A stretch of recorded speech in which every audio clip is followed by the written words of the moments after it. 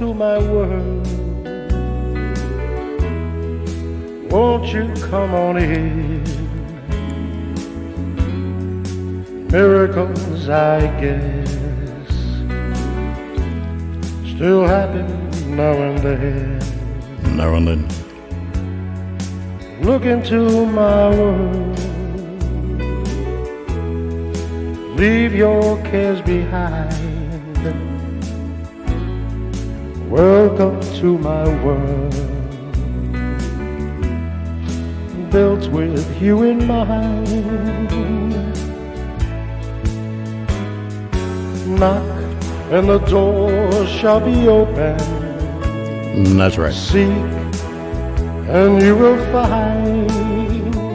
That's right. Ask and you will be given. That's right. Love's peace of mind. I'll be waiting there. That's right. With my arms unfurled. That's right. Waiting just for you. Getting pissed yet? Welcome to my world. That's right.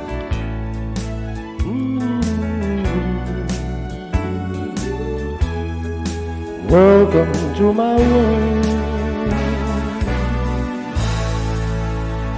Hello, everybody. Songfather here on this 17th day of July, 2019.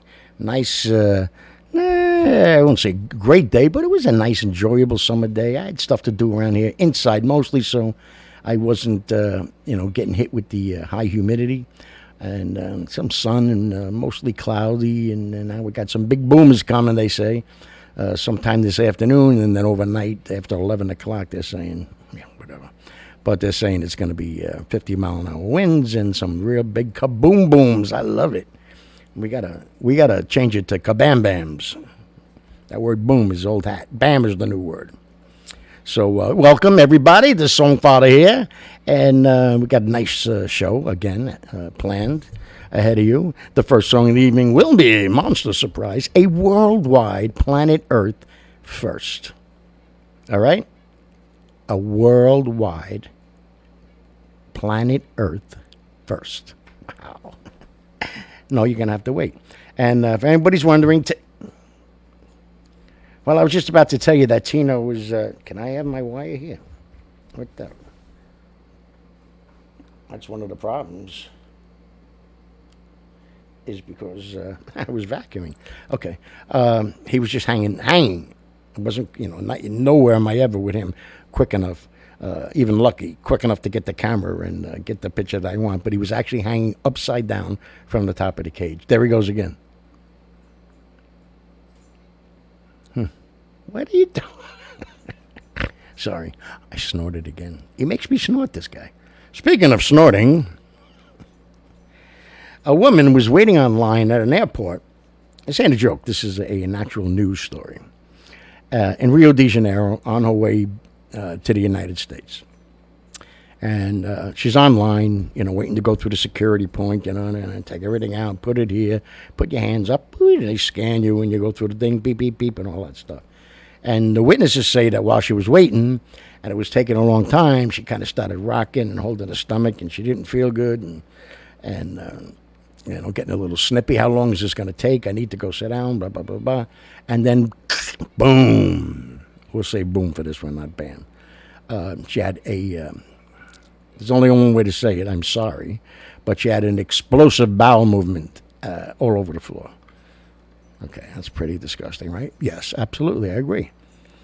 What caused the bowel movement, the explosiveness of it, was not waiting online. It was not something she ate in Rio de Janeiro, because on the floor, mixed in with the other whatever, was 40, what they call pellets of cocaine. 40. So not only does she have stomach problems now, she's got freedom problems. And so, they took her into the back, cleaned her up, and as they were checking her out, they found another 65 still, planted upstairs, if you know what I'm saying. Like, you got to be kidding me. Is that what's happening now in this world? are we doing such a great job now on, because, since I started the show alone, it's well over 350,000 pounds of cocaine that has been stopped from coming into the United States. That's great. Today, El Chapo just got life in prison. So, if he finds a way, which he usually does, to, still get orders out there and run his disgusting empire from all the tens and thousands of people he killed with his illegal drugs and actual out-and-out murder, from people that might have, been looking to make a deal for themselves or whatever it is, or skimmed off the top, whatever. The guy is he's pure evil. And so he got life in prison, no parole. Okay, good. So here's a lady that's waiting online, and she's got 65 pellets of cocaine up her ghoulie. Wow.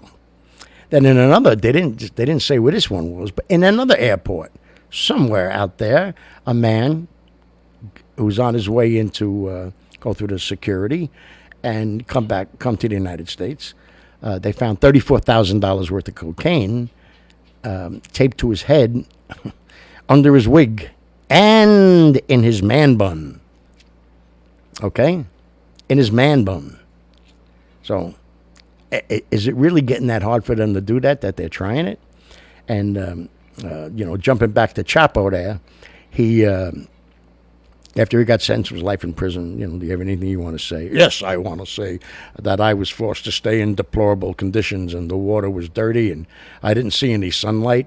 Hey, you friggin' moron. There is no sunlight for you. You understand? You were in solitary confinement. You were by yourself. You broke out of every jail across the world that people put you in. It's not going to happen this time, not in this country. So that's why you were there. You don't deserve sunlight. You're lucky you're still alive. That's the truth. So he was complaining about that. And then they came out with a report saying everything that, that he's been involved in, that we knew, and some other things we didn't know.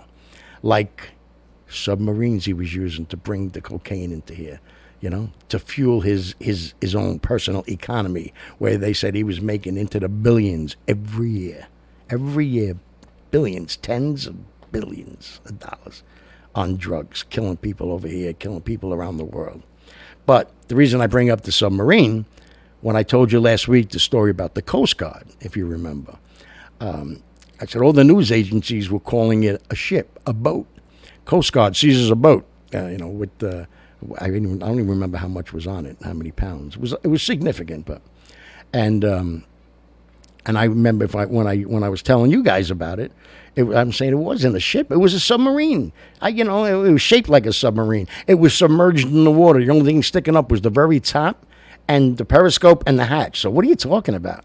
Now they came out and said Chapo alone was using submarines, and around the world, the DEA, the Coast Guard, and everything else, in conjunction with other countries and other agencies, they stopped and seized something like 25 submarines, aside from the other boats and large ships and everything else that he was using to try to get that cocaine into our country.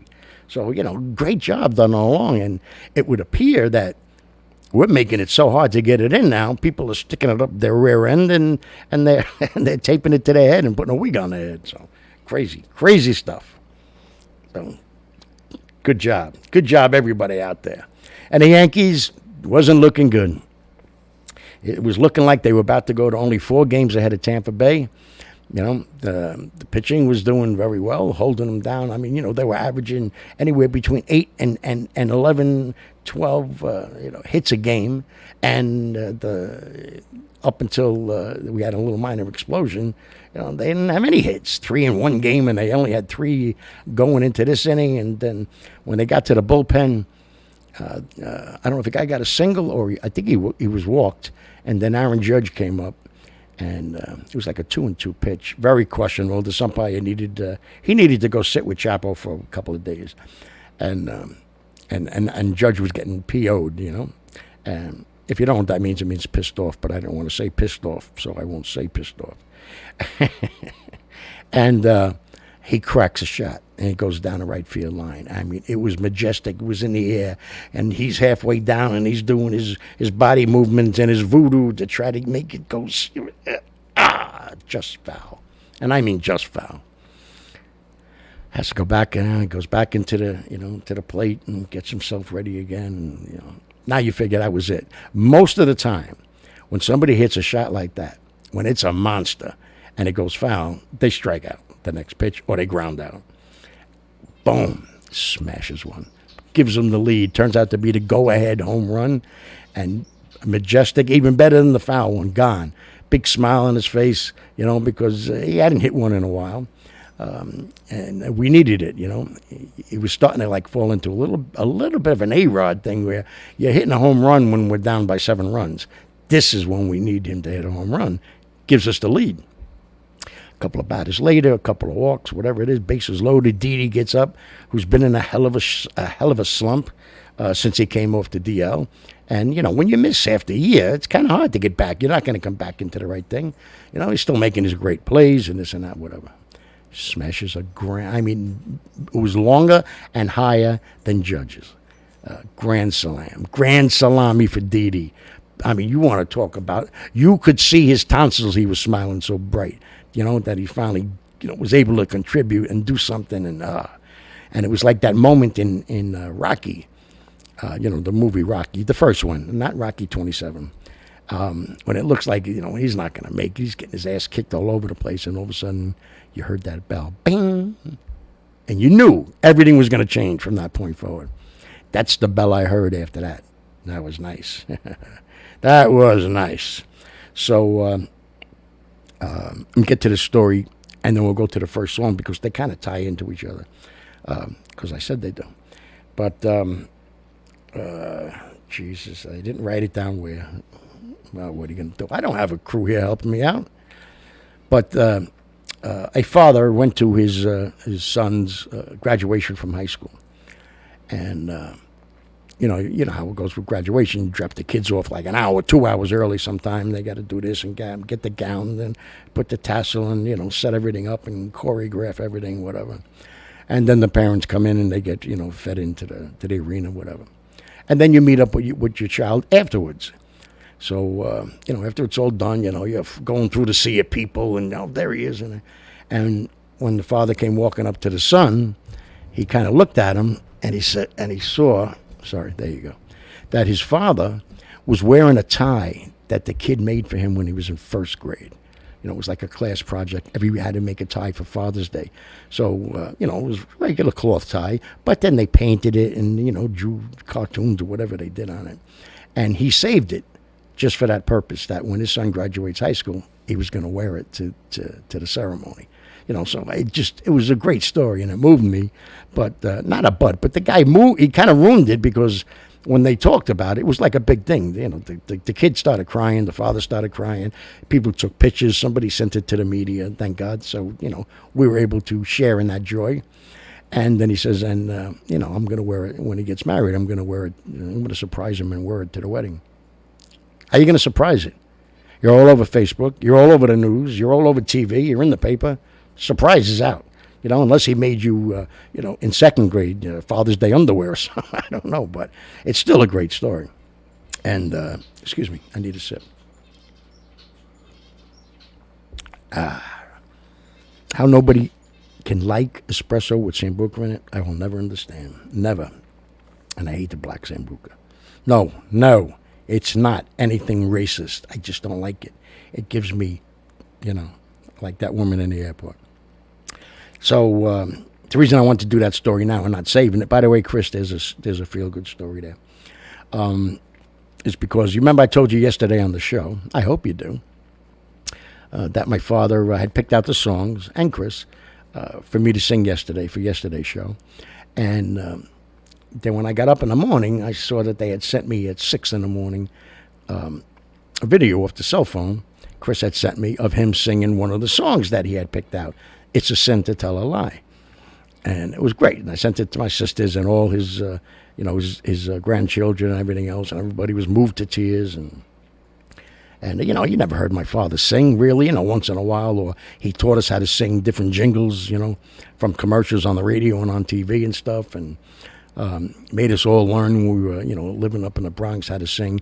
I'm going to sit right down and write myself a letter and make believe it came from you.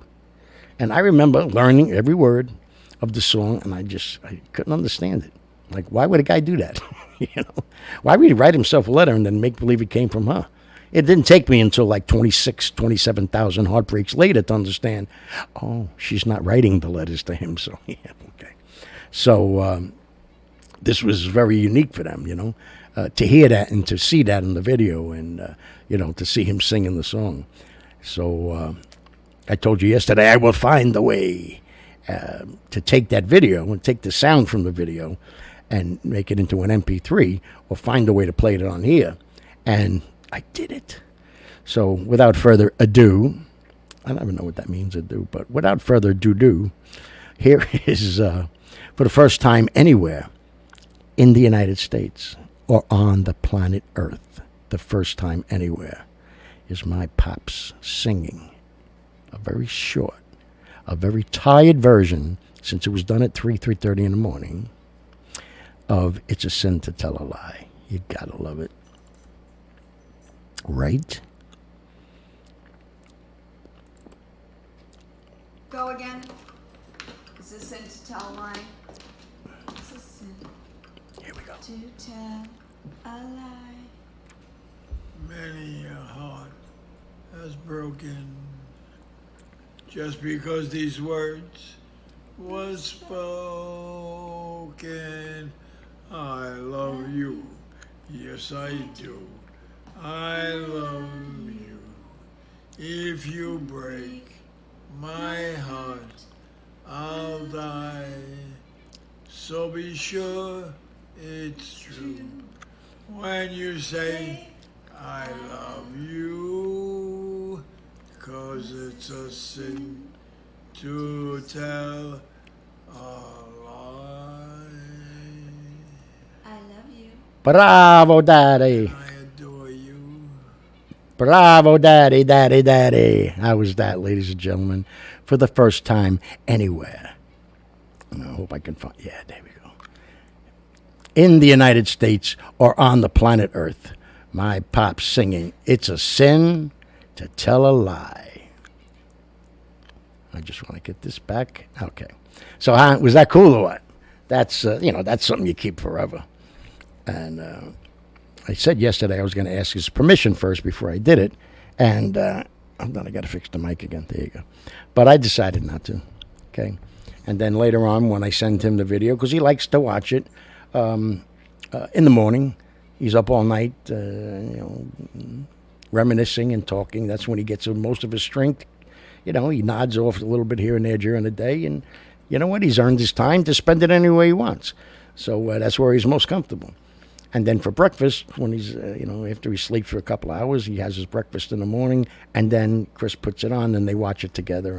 And he sings along with me when we're singing on the show. And he laughs and he likes when I tell stories about him. And so he's in for a heck of a surprise when he knows now he's been shown all over the world. Because don't forget, I have people that watch this show that, I'm glad that we call each other friends, just like every one of the people that come on here. From Italy, from England, from Ireland, no Russians, from all over the United States, Canada, a ton of people from Canada, and which, he spent a good deal of his second career up in Canada, as I did. And so, it's nice to know he is now internationally known for a man that always tried to keep himself, a little under the radar. It's too late, Pap. Sorry, Pap. But I love you, and thank you for that song. It's great. And anytime I want, I could just play it. It's great. I love it. And that's it. I'm the singer in the family. All right? So take it easy. Sit down.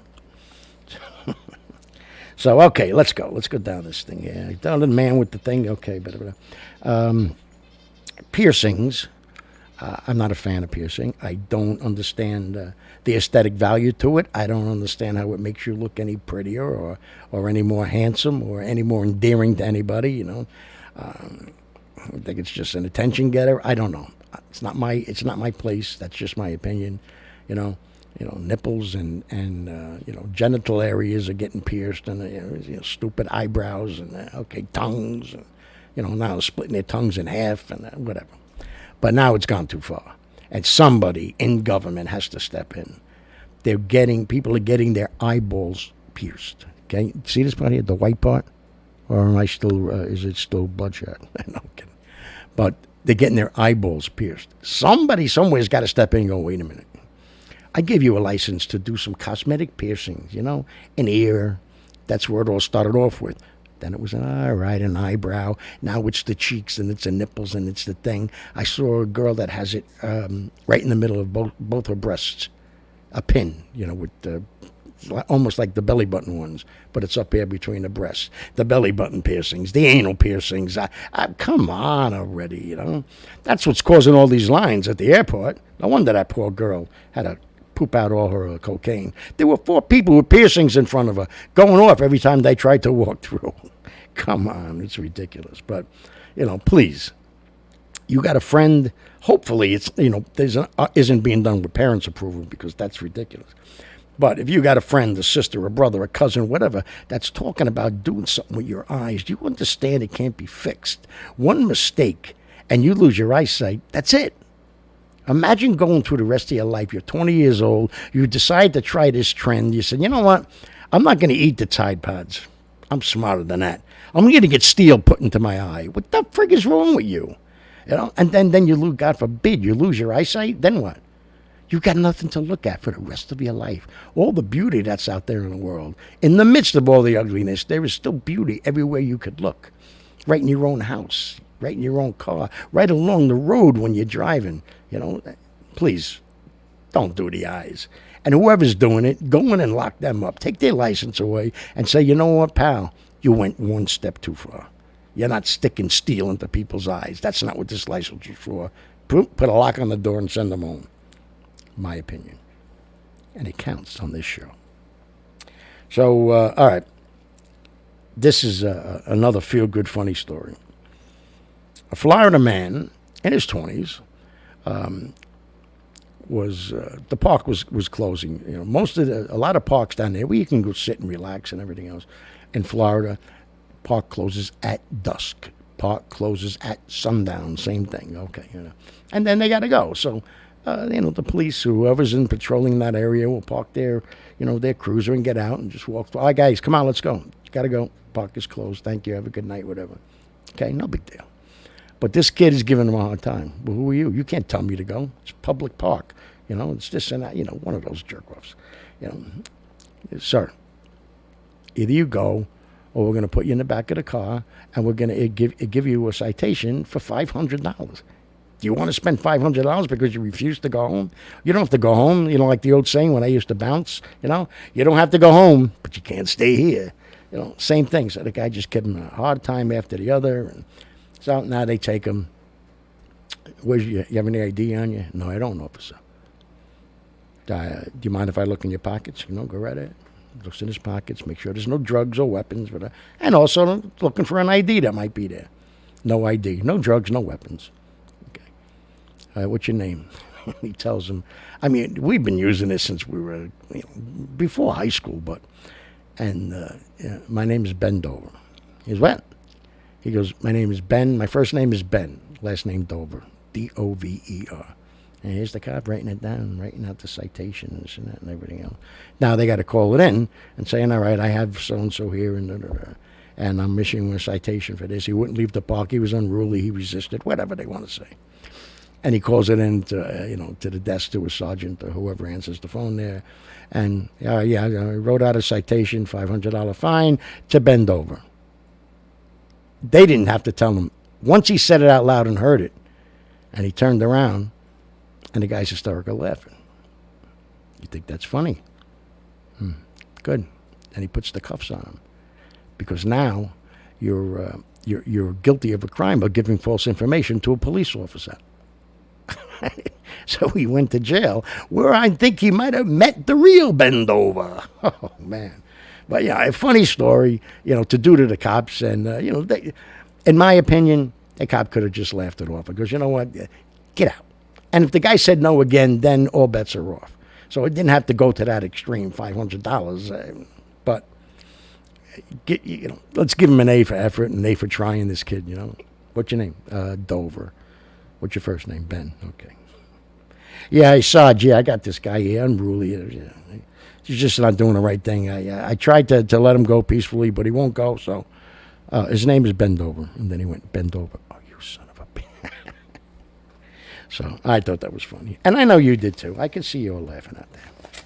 So let's get to the second song. The first song belongs to Dad.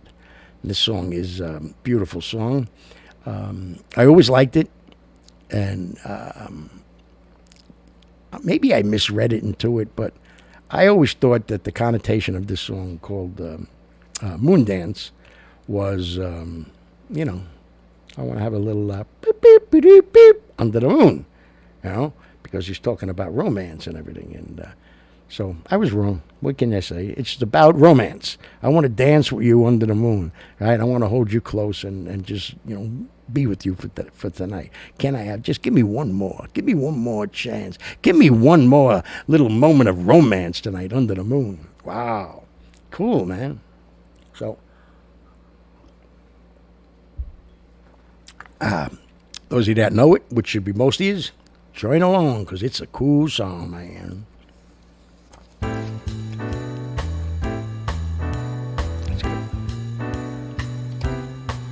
Well, it's a marvelous night for a moon dance, with the stars up above in your eyes. A fantabulous night to make romance, neath the cover of October skies. And all the leaves on the trees are falling to the sound of the breezes that blow. And I'm trying to please to the calling of your heartstrings that are low. And all the night magic seems to whisper and hush, and all the summer moonlight seems to shine in your lush. Can I just have one more romance with you, my love?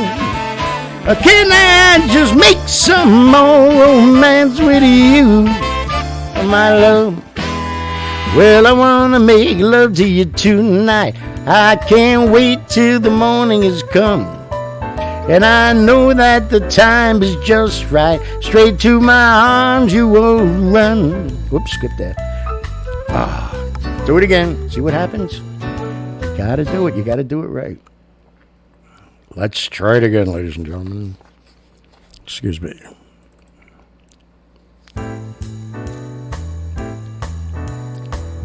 gonna have to start wearing my glasses.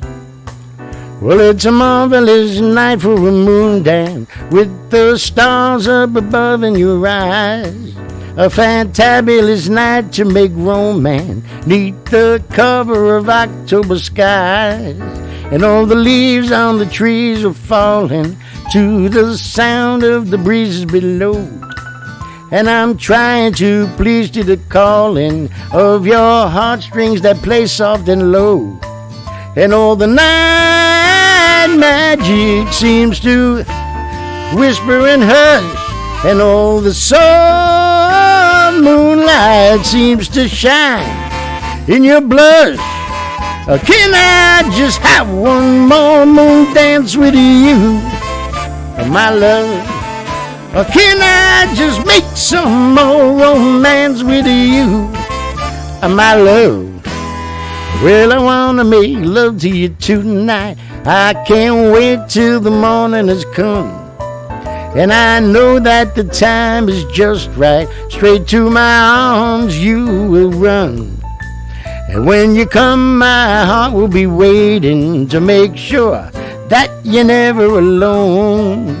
There and then all my dreams will come true, dear. There and then I will make you my own. And every time I touch you, you may tremble inside. And I know how much you want me, that you cannot hide. Can I just make one more romance with you, my love? Can I just take one more little chance with you, my love? Da da na na na. Da da da da da da. Da da da da da da da da. Moon dance.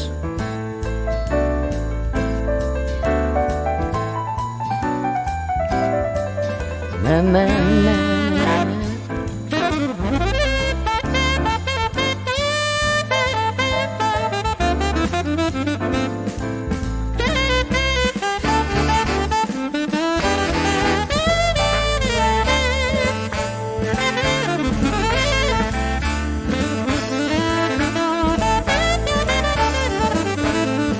Here we go.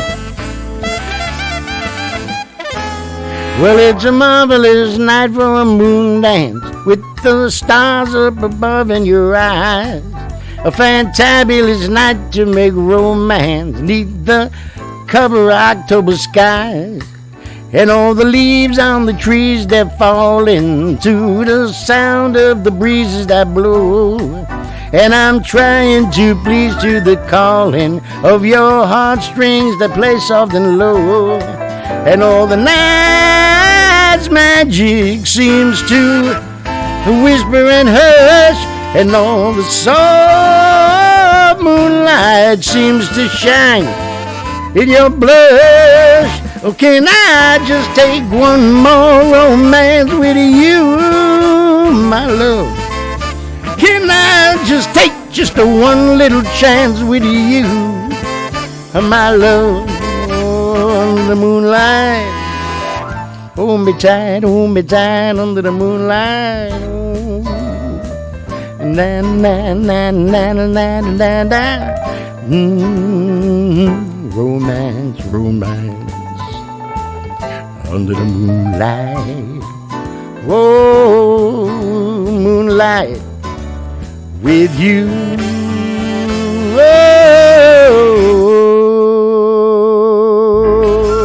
moonlight. I love that song.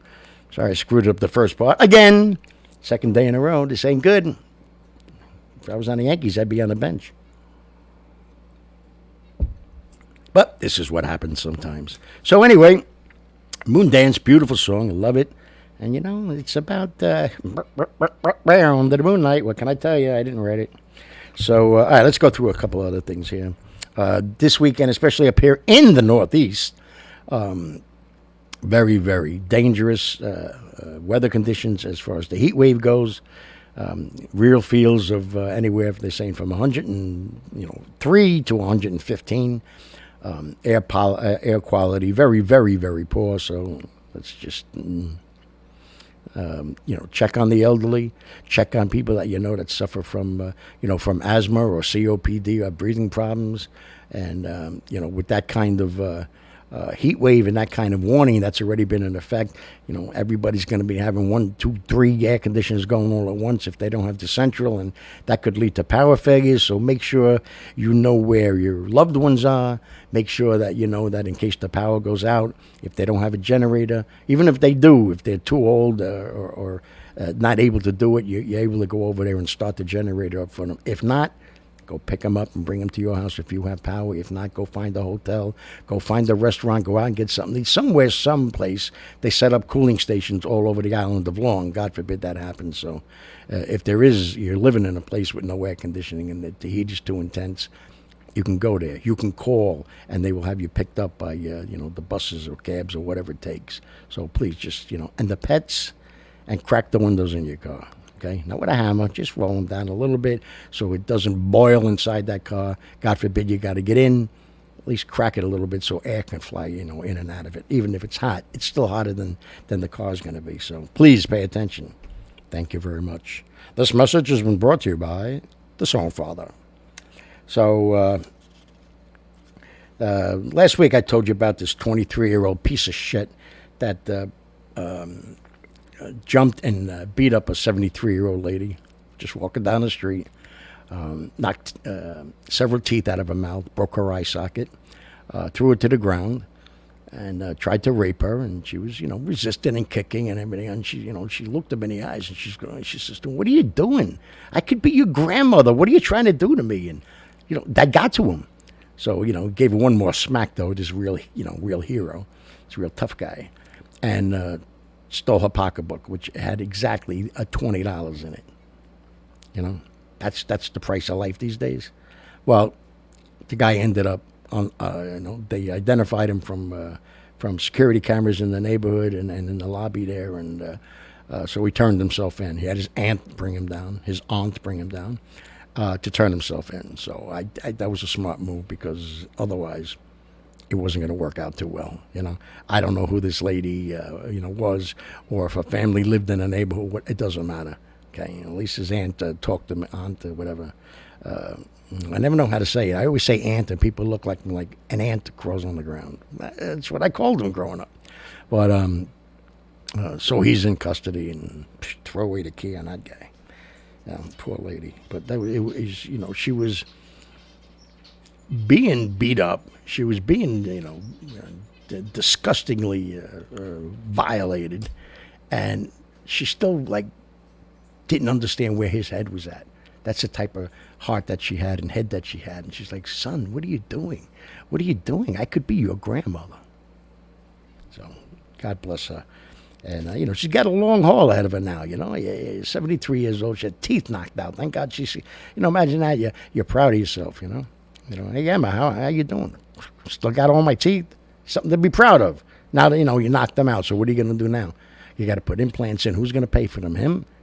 He needed her $20, so it's a horrible thing. And then, I don't think you understand, most people, when you hear fractured and broken eye socket, it's like, oh, yeah, that's terrible. No, that's what holds your eye in your head.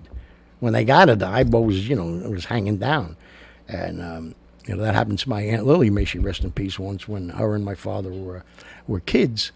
And still haven't gotten the real story, who was on the other end of the seesaw. But somebody jumped on the seesaw and sent my aunt flying through the air. And when she landed on her head, my father ran to pick her up and see if she's okay, and her eyeball was hanging down. And, he did a little poo-poo in his pants, but thank God it was okay. And believe it or not, all they do is push it back in. But so here's poor lady. What's she doing? Going home, going for a walk. Or maybe she's coming back from visiting her family or friends, and this piece of shit's got to do that to her. Nobody deserves it. And there's been a lot of reports coming out again. It seems to be sporadic. I don't know if there's any pattern. I don't know if any police agencies have established a pattern to this, but elderly patients in nursing homes are showing up with more and more bruises when the family comes to see them, and black eyes and swollen eyes and cheeks and legs and everything else. And, oh, she fell out of bed, or, oh, he fell out of the chair, or, oh, no, Mr. So-and-so was sitting in the next chair next to him and punched him by accident. And, sometimes it's too much. It's too much. I've been saying it since my mother went in, and she wasn't going into a nursing home, but it was a nursing home. But she was going there for rehab after she was in the hospital for a while. And she was many times up until she passed away. She fought like hell, and she, in the hospital, then she was out, and she was an amazing woman. So she didn't want to go there, and they had to pick one out because, the insurance says, well, sorry, time's up. Can't pay for any more. You can't stay in the hospital. And she was in the rehab at the hospital, but whatever. So she picked this one out because it was close to the house, and we were all able to go there. And I would go there right after work. So I'd get off work usually at 7, but because she was in there, they'd let me go like 6:30, and this way I could stop at the Dunkin' Donuts and bring her coffee and her Corella. And so I go in one day and, say hello to everybody. How you doing? How are you? And I always went in my uniform, so they didn't, And I go in the room, and she's literally got 60 to 70% of her body hanging out of the bed over the side of the railing. How long she was there, I don't know, but her face was bright red. All the blood was rushing to her head. I go, what's going on here? What are you doing? She said, I don't know. You don't know? So I go, well, she says, where are you going? I didn't mean it like it didn't matter that I should have picked her up and sat her, but then they wouldn't have believed me. So I ran out into the hallway, screaming, not screaming like a maniac, sternly, with some specific words peppered in through the thing. Get in here. And they came in, and, oh, my God, Mrs. Grasso. And I go, how does this happen? I don't know. She was fine before. I said, how much before was this? Look at her. All the blood is rushing to her head. You're lucky she didn't, pass out and, God forbid, pass away.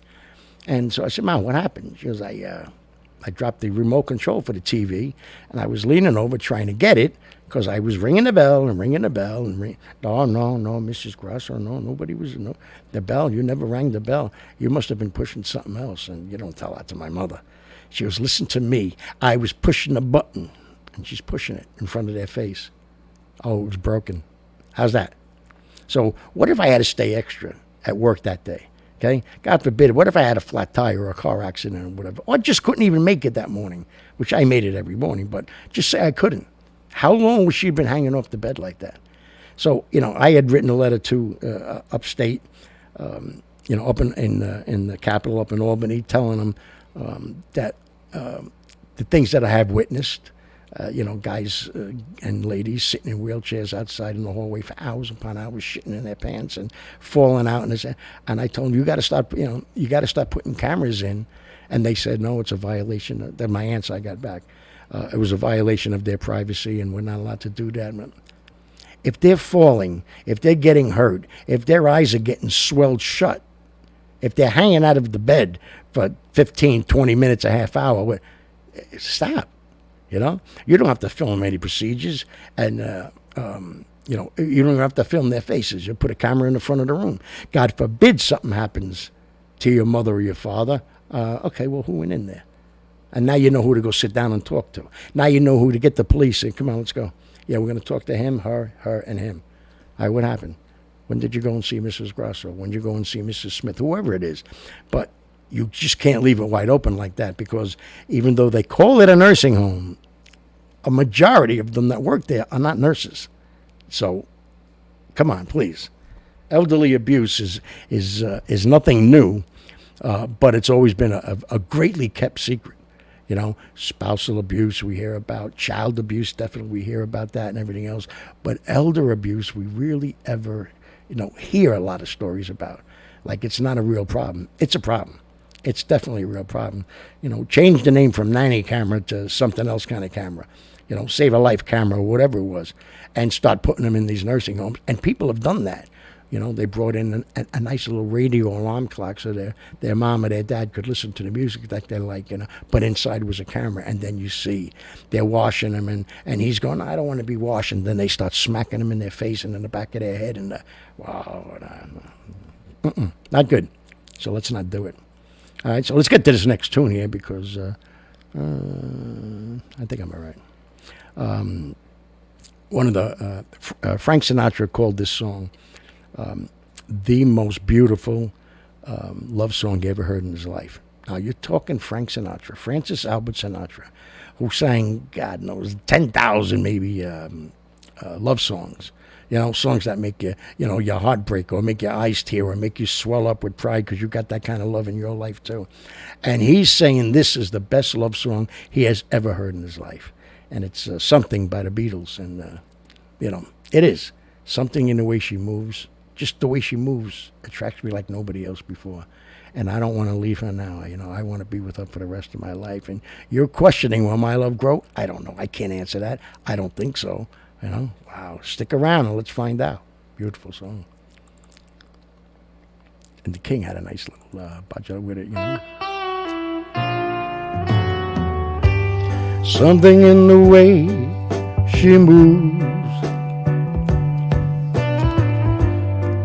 drives me like no other lover. Something in the way she woos me. I don't want to leave her now. I believe in how.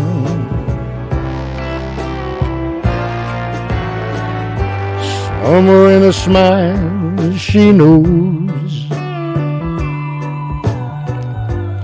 All I gotta do is think about her.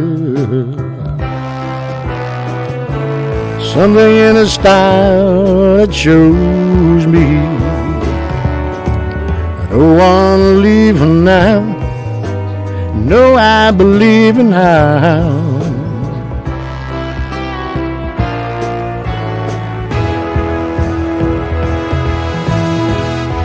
You're asking me, will my love grow? I don't know. I I don't know. Stick around now, it may show. I don't know, I don't know. Something in the way she moves. All I gotta do is think about her. Something in the way she moves me.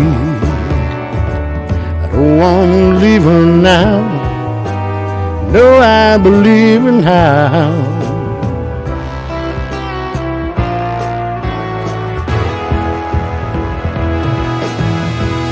You're asking me, will our love grow? I don't know, I don't know. You stick around now, it may show. I don't know, I don't know. Something in the way she moves strikes me like no other lover. Something in the way she woos me. I don't want to leave her now.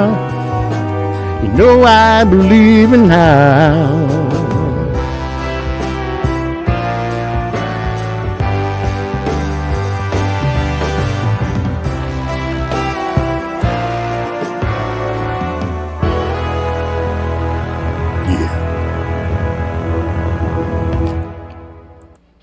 Francis Albert was right. Huh? What a song. What a song. Let me go through this stuff quick. And Lake Michigan, another feel-good story. Mother is out on in the lake, come off the beach in Lake Michigan, one of the largest lakes in the world. And she had the toddler, which is 2 years old or less, on a giant inflatable duck. And they were having fun, and the wind started picking up. And the mother didn't have, I guess, a tight enough grip on it, just holding the thing like that. And she's, moving the kid, and the kid's all having fun, and lost her grip, and now the wind is taking the toddler on top of the duck, out into the water, the deep. The mother panics, and she goes running into the beach to grab a lifeguard and screaming. In the meantime, there was a man that was, just hanging out in the water, and he sees the kid going by. And he's looking around like, what? So he tries to go after and save the kid. And he's going and he's paddling like crazy, but the wind keeps taking it further and further away. And then the baby falls off into Lake Michigan. And it's just, she had swimmies on, so it's kind of holding her up. But, the tide and the riptide and the waves in Lake Michigan, they can be pretty severe. And a boat is going by, and a husband and wife are on the boat. And the wife sees the kid in the water, bobbing up and down and starting to go under now because it's too much of a current and the swimmies aren't keeping her up. She sees the man paddling, swimming like crazy, she grabs a life vest. They pull up close, jump into the water, and they save the kid. Oh, my God, what a great story. It could have been disastrous. So, let that be a lesson to everybody. No matter how nice and calm everything seems, it could change like that. Life can change like that. So, you got your kid on an inflatable, hold on tight. So good work on the guardian angels on that one. And on another island, we call this the island of Long. Well, we also have an island of Staten that had power out for some people up to 10 hours. And here's the explanation again. Fire in the substation. Okay, that's the second time now in like 4 days. First was in Manhattan, and the West Side was out. Midtown was out for 6 hours, 7 hours. This was out for 10 hours, 11 hours. What's happening to all these substations? Somebody better start finding out because it's too much of a coincidence for me. And another feel-good story. Man on his way to work over in England, across the pond. He's getting in his car and smells something burning. He's like, what the hell is that? So he closes the door and Starts walking over, and boom, he sees a car on fire.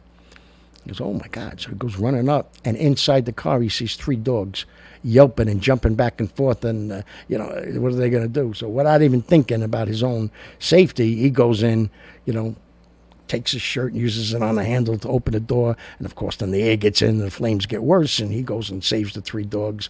As he's running down the alley or driveway, wherever it was, into the street, the whole car explodes because the gas tank caught fire. So not only did he just save those 3 dogs from dying in that explosion, the guardian angels came and saved him from dying in that explosion, because a couple of seconds or a minute later, if he couldn't get them out, or if he took one and went back to get the other 2, he would have went up in it. So, they work in mysterious ways. They certainly do. So let's do this song by Mr. Francis Albert Sinatra called Nice and Easy. It's about starting out on a relationship and going slow. Let's take it easy. There's something, get it, about you. Right? Psst. I love this song. Let's take it nice and easy. It's gonna be so easy for us to fall in love. Hey baby, what's your hurry? Relax, don't you worry. We're gonna fall in love. We're on the road to romance, that's safe to say, but let's make all the stop along the way. The problem now, of course, is to simply hold your horses. To rush would be a crime, 'cause nice and easy does it every time.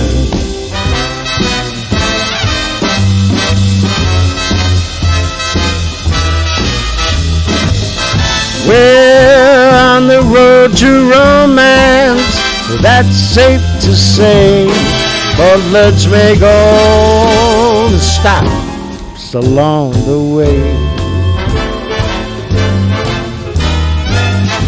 The problem now, of course, is to simply hold your horses. To rush would be a crime, 'cause nice and easy does it. Nice and easy does it. Nice and easy does it every time. Like the man said one more time. Nice and easy does it. Nice and easy does it. Nice and easy does it every time. Yeah. Love that tune. All right, so we'll get to this last song because I totally lost track. I don't even know where we are. I think we're okay. But I ramble sometimes. Lord, I was born a rambling man. Okay, yeah, we did everything here except for, I did that. Substation, Lake Michigan, cameras in nursing homes, piece of shit, dangerous heat wave, El Chapo, Florida man in his 20s. His name was Ben Dover.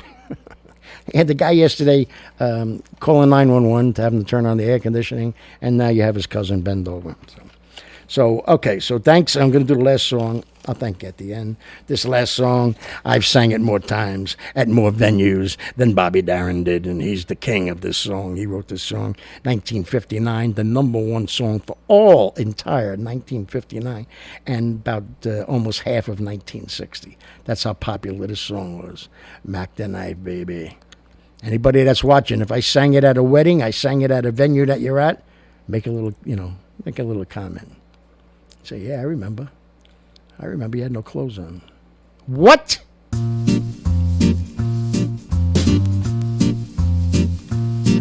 little shark, babe, has such teeth there, and it shows them fairly white.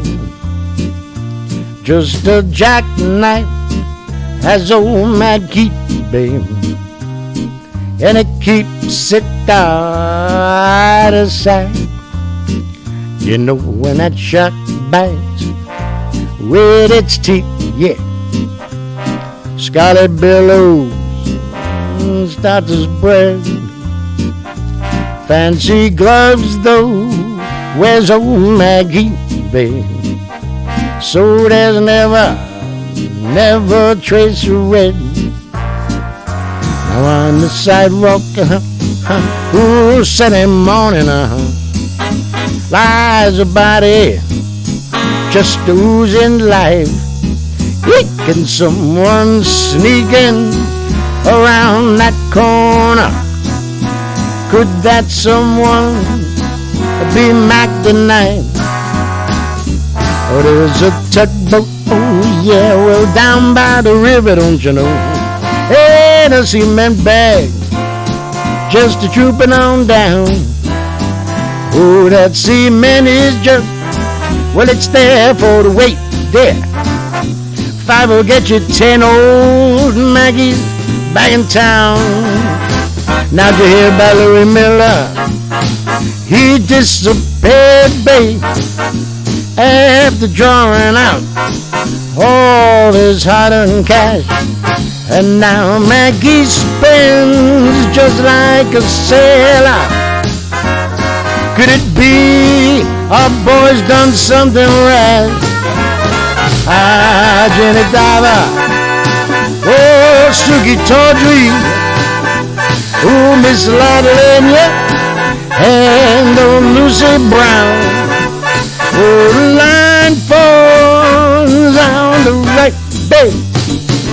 And now that Mackie's back in town, I said Jenny Diver, oh, Suki Tawdry, look out for Miss Lodelia and oh, Lucy Brown.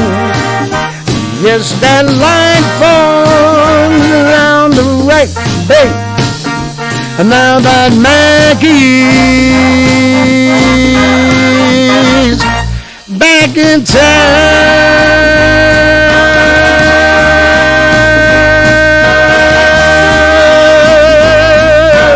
Look out, old Maggie's back. Better hide your money and don't tell your mama. So, all right, that's tonight's show. I think we ended it in style. We ended it with a lot of enthusiasm and a lot of finger snapping and foot tapping. Right. So, thank you again, as always. I love you all. Thank you for allowing me into your living rooms and sing a little bit, entertain a little bit, educate a little bit, and make mistakes a little bit. I love it. So we'll see you tomorrow, 6 o'clock.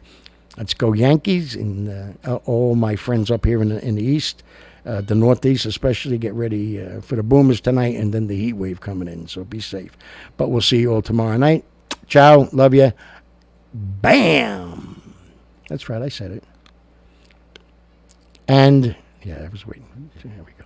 And Dad, thank you. Thank you. All the memories that you have given me, you know, and most of them are good ones. But that, Chrissy, that filming him singing that is it's just very cool. And, you know, to start off the show with him singing that song is, it's a home run. So, love you, Dad. And love you, Chris. And we'll see you all tomorrow. Bam! I said it again.